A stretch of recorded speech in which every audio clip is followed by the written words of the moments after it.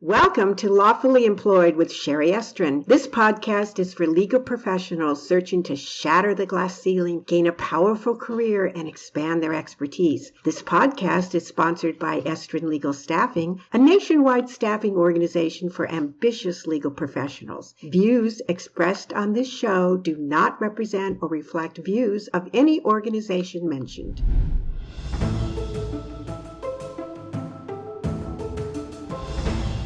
Hello, everyone. Chere Estrin here, and welcome to my podcast, Lawfully Employed, which is specifically designed for legal rebels and disruptors, so I hope that's you. I'm really excited about today's program. It's on one of my favorite topics, diversity.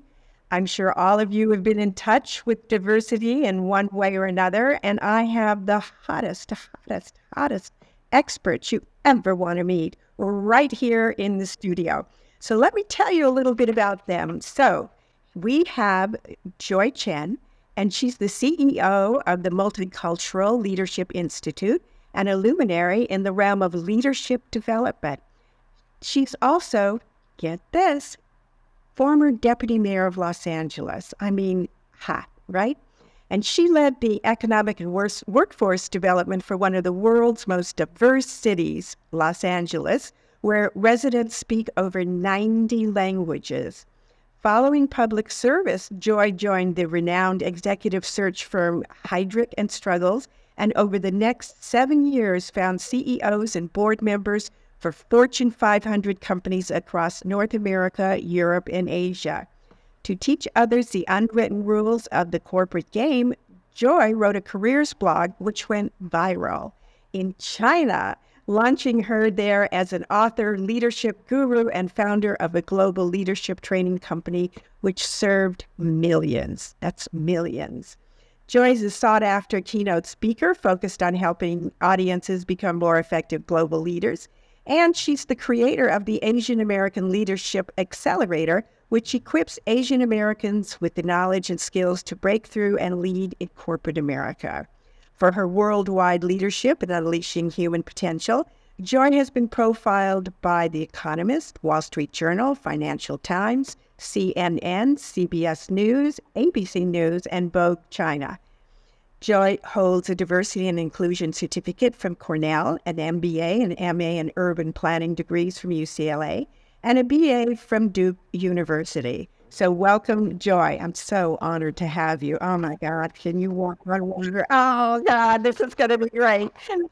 This is going to be great. I mean, really. All right, so get ready for the next star. Are you ready? Are you ready? Okay. All right, okay. And we have Dr. Nikki Lanier.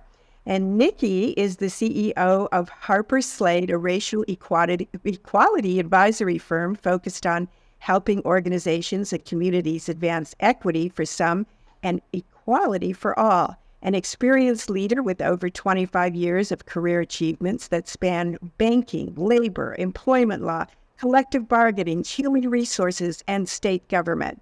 Nikki is a leader who is skilled in building teams in multicultural and cross-functional environments.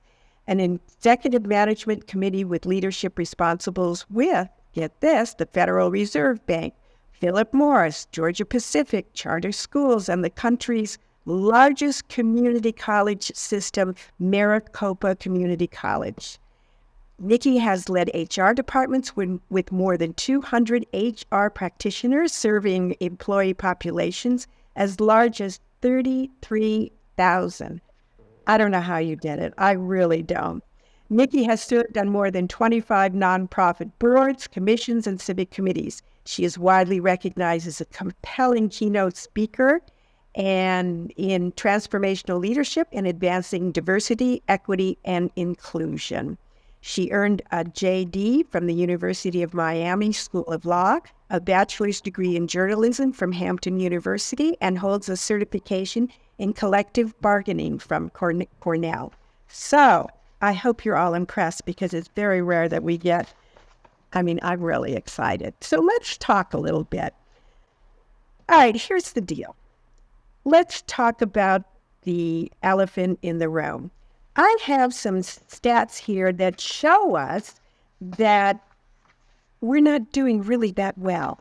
And we could be doing a whole lot better unless you disagree with me. We're still showing that as of 2021, 80% of attorneys in law firms are white. That's what we're showing. We're showing 4% people of color, and not women partners are only 25% of the total male or the total law firm population. So now that I've set the tone, okay, tell me, Nikki, what's going on? What's your opinion? Is it good? Is it bad? Are we making progress? I mean, look, we started this in the 90s. In the 90s, I personally think we should be just a little further along. What are your thoughts?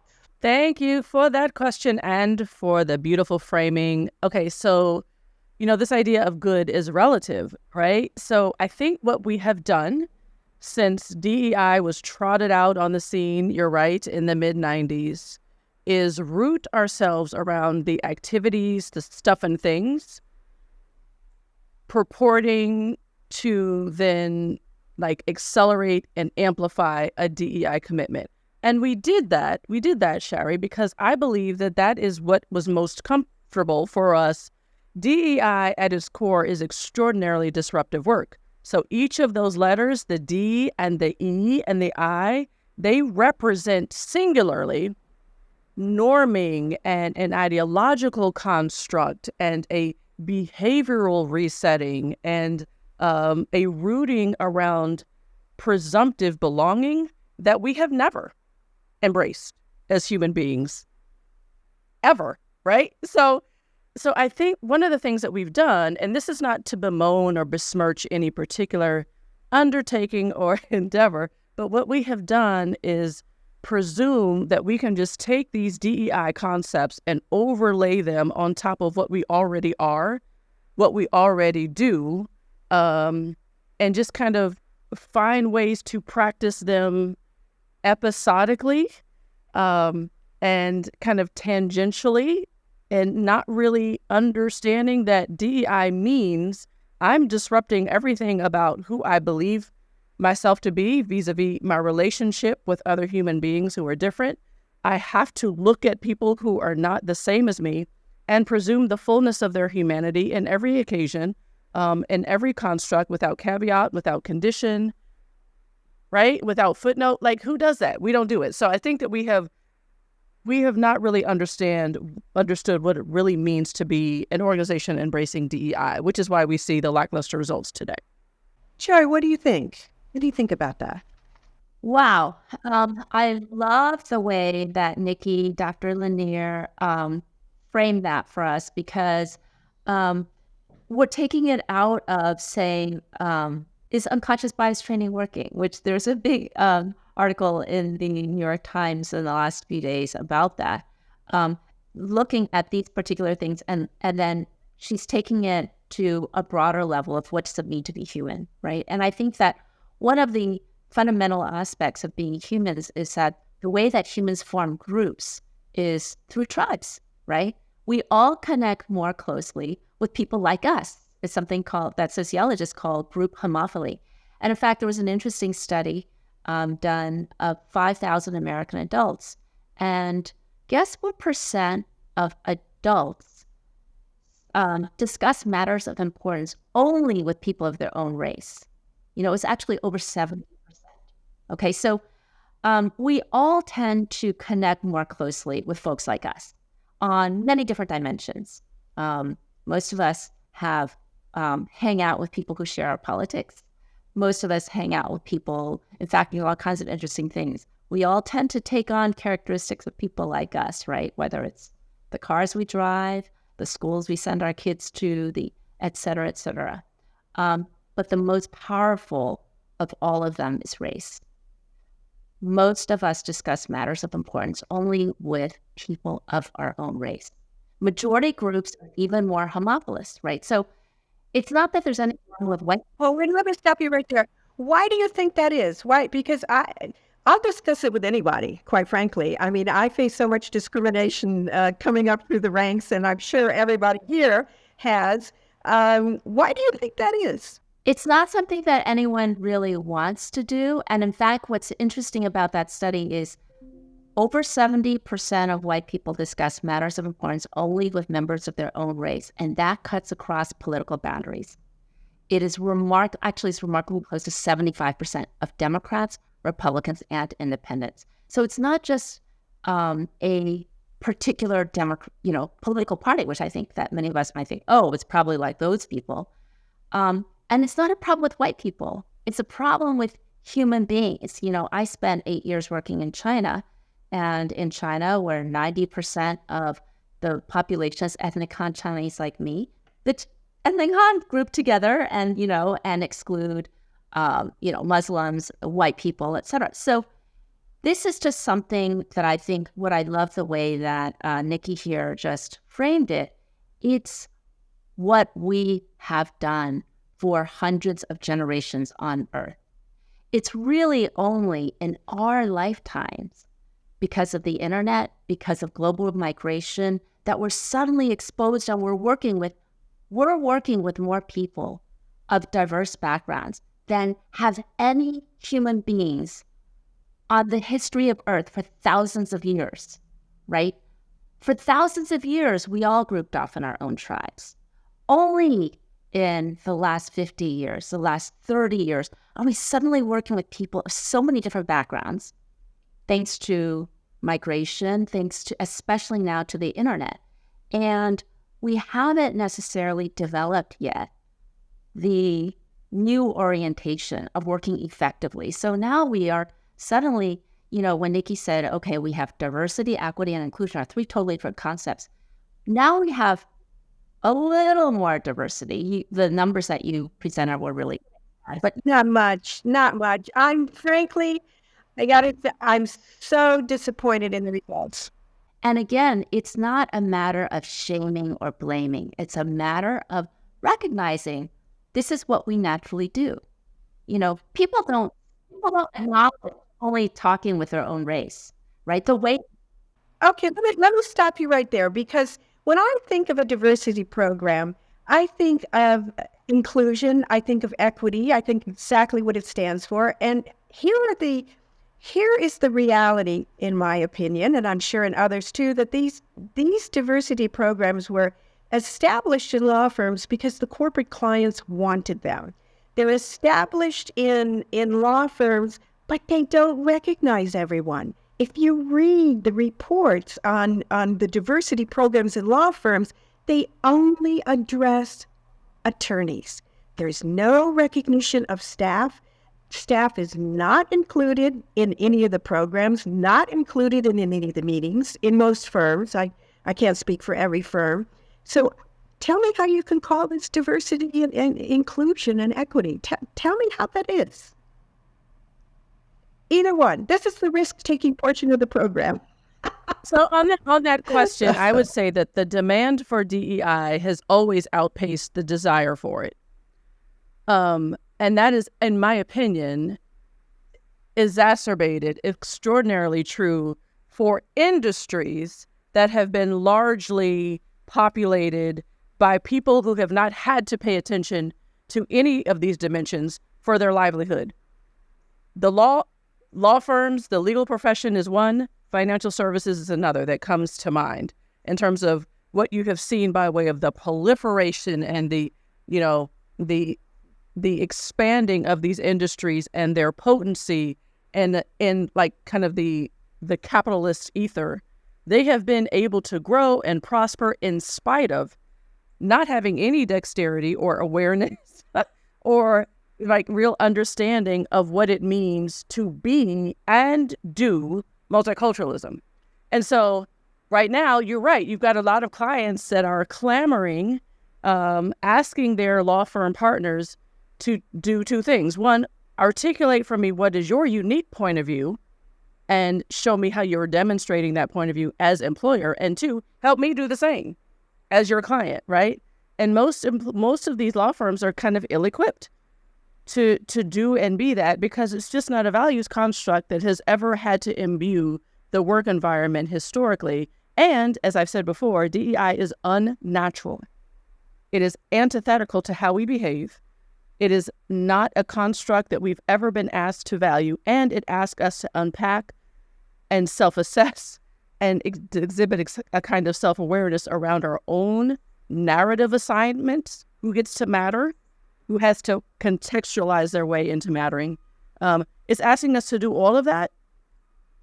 And in law firms, law schools even, just aren't, at least in my experience, they're just not like prepared to have an orientation around any of that thinking, let alone the doing of the work. Well, Joy, tell us why. You know, I do legal staffing. I do legal staffing all over the country, first, second, third tier cities. I've even placed in the Mideast. Now I can claim that I'm international. But and by the way, information about Estrin Legal Staffing is below, and you can always reach us. We would love to hear from you. But Joy, tell me, I'm bothered by this, and that is, why is it only for recruiting purposes to satisfy the corporate client? Why is it only on-campus interviews? And where's the staff in all of this? And not only the staff in terms of racial equality, what about people with disabilities? I never see a diversity program addressing people with disabilities. I don't see them addressing the women's issues as much as they should. And yet, right now, women lawyers are paid 72 cents on the dollar for every male. Not only that, paralegals, a female-dominated field, they're paid 87 cents. Women are paid 87 cents on the dollar for every man, paralegal. And there are, the field is something like 87% women. So tell me how these programs are being successful. I don't get it. They're not really being successful because they're kind of more around the edges. And I think the answer, Chere, to why there aren't programs more for diversity, for disabled or women or all these other groups, I think comes down to what Nikki had just said, that the people who are most in power have never really had to deal with all those. And it does come back to who we are as humans. You know, we all look at the world through cultural goggles that shape how we see the world, how we perceive the world, and how we behave in the world. And problems arise, inequities, exclusion arise when we expect other people to behave as if they're wearing our cultural goggles when they're not. Okay, and the thing is that the people who are in power in these super powerful industries, legal industry, financial services, for example, they all tend to have been looking at the world through very similar cultural goggles, right? The Harvard anthropologist Joe Henrich says they're weird, Western-educated, industrialized, rich democracies, right? Mostly men. Western-educated, industrialized, rich democracies, right? People who come from weird societies are only 12% of the world's population, and yet they're incredibly powerful and prosperous. Most global institutions are run by them. Most Fortune 500 companies, most law firms, financial services firms are run by men from weird backgrounds. And those are some very specific ways of looking at the world. And so when we say, oh, but why aren't you more diverse? Why aren't you more equitable? Why aren't you more inclusive? Because they're all looking at the world through these cultural goggles of like male weird goggles. And you know, to say, oh, let's have a program to undo that. Or why aren't you taking into account a disabled perspective? Because they've never been looking at the world through disabled perspectives, right? And so I think a lot of what I do, and sounds like a lot of what, you know, Nikki's doing, is like helping people become a little more culturally ambidextrous or culturally fluent. That if we want to become really inclusive and equitable, we need to become very adept at switching out our goggles and, oh, I'm meeting with someone who is, you know, differently abled or whatever, who is a woman or who is from a different background. Not only the thing about being culturally dominant, the great thing about it is everyone has to adapt themselves to you, right, in order to be successful. That's what power is about. But the reason why these DEI programs aren't more prevalent or really working well is because we need the powerful people to become more culturally fluent, to be more culturally adaptable, and see how to look at the world from other points of view. That's when these programs will become more prevalent and work better. But, without that, it's just like, oh, let's do a little fixing here, let's do a little fixing here. But it's not fundamentally shaping how do I, as a powerful person, become more multicultural, global, adaptable in how I see the world and make room for people from other perspectives. Let's talk a little bit about the recent Supreme Court decision that came down. And now a couple of the law firms, I won't mention which ones, but they're being sued. What are they being sued for? Reverse discrimination. Because now, in some people's opinion, white people, are going to be discriminated against. So honest to God, a number of the law firms are scaling down their diversity programs. They're risk adverse, They're afraid of what happened. They're afraid of what's to come. So now what? What do you think? So I was just recently on CNBC's Closing Bell talking about this very decision and inevitably the ensuing implications on the workforce. And because my work is fairly rooted in racial equity, we are a racial equity advisory firm that does diversity and inclusion, but we see racial equity as the macroeconomic imperative of our lifetime. It is extraordinarily important for us in working with our clients and in having conversations like this to help people understand how to appropriately contextualize the urgency around amplifying quickly Black and brown talent because of the demographic trends and because of the macroeconomic implications associated with not moving more Black and brown people into the middle class and beyond. Blah, blah, blah. Point of the matter is, the sentiment that the affirmative action case the Supreme Court unleashed in issuing that decision is an extraordinarily problematic one because, not just because of what it means for selection and admittance in higher education systems, but the sentiment giving rise to that decision said, sorry, background noise, there is nothing that has happened specifically to Black and brown people that is worth acknowledging or remediating. And that sentiment running wild in the American ether and also attaching itself to organizations who were already kind of on the fence with this work and feeling uncomfortable about the work and feeling as though it is that racial equity and or DEI exists only to attack a certain group of people, i.e. white people. If they are already leaning there, then this case helps to move them further into entrenchment. And that is a huge, huge problem. And so while we've not seen from a legal construct, any case law to suggest that the diminishment or the pulling in of DEI work should be the de facto result coming from the Supreme Court case. Behaviorally, that's absolutely what we'll see. And I suspect that with a lot of these cases that you're seeing in the with these law firms is kind of an indication of that. Let me also hasten to add that reverse discrimination cases for employers that are promulgating racial equity should be expected. And in my opinion, that's when you know you're doing it right. It's disruptive. It's disruptive, right? It's so crazy. This dissonance resetting, this idea of Black and brown being magnified and amplified, at least equal to Black, is not a part of our American fabric. It's not a part of our culture. So it is very disconcerting. So of course there's going to be lawsuits, and there should be. I mean, I always work with my clients, and I'm like, if you're not getting sued, you're not doing this right? Because you're supposed to be it's supposed to be a little disruptive, unsettling.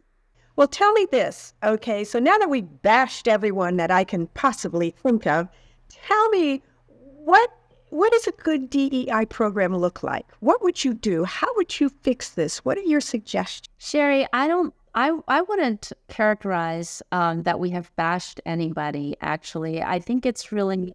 okay.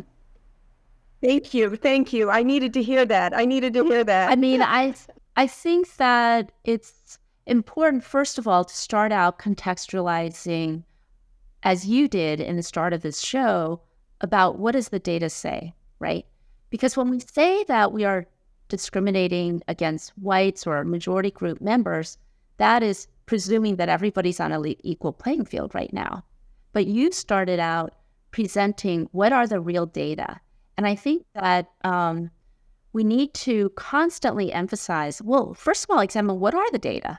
Hey, if we are bringing everybody into firms or companies at the same level, that it's, we are already at racial parity, and all the way up and down in the positions of power, that we are already at racial parity, and then we give preferences to Black and Brown, then that would be reverse discrimination, right? So, but that's not where we are. And so I think the first thing we need to do is say, why are we doing this, right? We're doing this to address the lack of opportunity for people other than majority group members, right? So I think we have to situate everything in data. And very specifically, and not saying we're doing this because our industry lacks diversity. We're doing this because at our company, there are these specific wide disparities in opportunity. And we're here to try to start to address that, right? So I think the very first thing is to situate this in real data rather than sort of ideas of unfairness. I don't know. That's what I would say to start. And then the other thing is, I think it's important. I don't think that we have been bashing anybody, and I think that it's never been the intention of anyone in the DEI world to bash.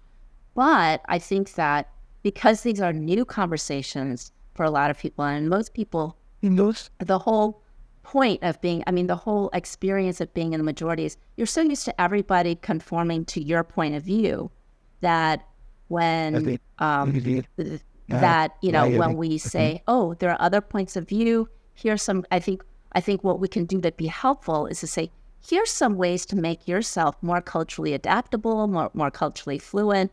But how do we do that, Joy? How do we do that? Give us some, and Nikki, give us some concrete suggestions that people listening to this and watching this program, and by the way, always reach out to us down below. Give us some concrete suggestions. What can we walk away with? First of all, I think number one, we should answer the question. First of all, it should be non-mandatory. Any sort of professional training, I think some research is showing to be non-mandatory. The second thing is people are feeling attacked, even though that's never been the extent. So we cannot be priming a psychological threat response of feeling attacked. People learn best and people change behaviors best by feeling good.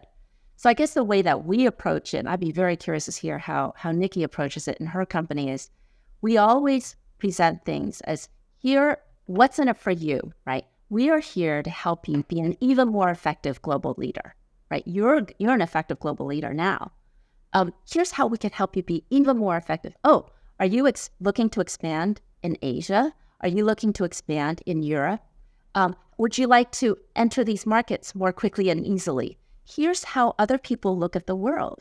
And so here's how you can more quickly and effectively connect with them and collaborate with them. And so I think it's always, the way that we approach it is we're always answering what's in it for you. And I have, whenever I'm making speeches and creating content, I have a little post note that says, validate, fascinate, and enable.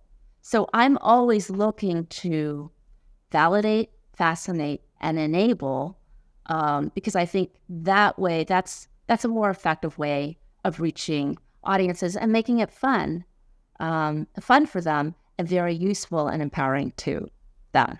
Got it. Nikki, what do you think? What can people take away as to what they can do, specifics to improve their program or even begin a program? Many firms don't have that. Yeah, so I agree with Joy. I think that there's two things that we focus on in my work with my firm, and that is the what and the how. And let me just start by saying there are a lot of folks who do this work, the DEI practitioners, who, in my opinion, harm swap. I trade my pain for yours. And it is, in my opinion, fairly ineffectual and short-lived. So we think about what we are conveying, the what of DEI and specifically racial equity. We give context to D and E and I in two buckets. We talk about diversity and inclusion as the employee engagement strategy of our lifetime. And so we nestle those concepts into how and when you want employees to feel connected to work, interested in the workplace, feeling safe and secure so that they can give and be their most engaged, so that that ignites their discretionary effort, which leads to a more innovative organization and a more competitive company. So we talk about the spectrum of how it is you move employees to become more engaged and what that means along lines of difference. So we talk about that in the context of diversity and inclusion. The reason why that's important is because diversity and inclusion otherwise can feel like these ethereal bolt-on concepts. And it's important to me to take them and nestle them into something that's already important to the employer. The second thing we do on racial equity is talk about that as the workforce pipeline strategy of the future, given the demographics. America's getting blacker and browner. So you might as well learn how to cultivate environments where our particular nuances and idiosyncrasies can be most ignited, and your consumer will also be blacker and browner. So let us help you with understanding how to pull yourself out of a reality that has only been yours, that's not necessarily your fault. Like the white social norms is what we're all taught, Black people too, right?